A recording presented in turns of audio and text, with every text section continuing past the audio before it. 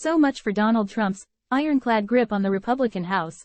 House Republicans have picked Steve Scalise over Jim Jordan as their nominee for Speaker of the House.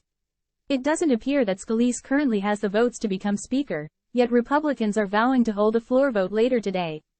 Anyway, this should be total chaos. But let's take a moment to acknowledge that even after Donald Trump very publicly endorsed Jordan to be the next Speaker, House Republicans went with Scalise. This is just the latest instance of the Republican House doing the opposite of what Trump was demanding. Time equals 400 Ms. greater than Trump wanted a government shutdown in May.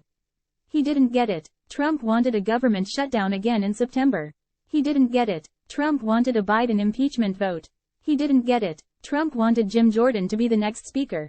He didn't get it. We've spent all year having to listen to the media and pundit class unanimously tell us, over and over again, that Donald Trump has an ironclad grip on the Republican House.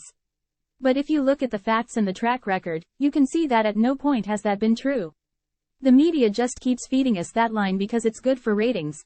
At what point are we going to stop allowing the media to feed us narratives that are plainly false? It's not just dishonest, it's dangerous. This Republican House is corrupt and awful in about 17 different ways, none of which have anything to do with Donald Trump.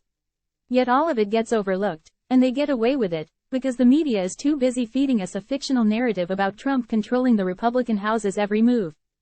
Time equals 400 Ms. greater than these kinds of fictional doomsday narratives don't make us vigilant. They make us distracted, confused, and vulnerable. These kinds of false media narratives only serve to allow the bad guys to get away with the things they're really trying to pull. We need to find a way to force the political media to be more honest with these things.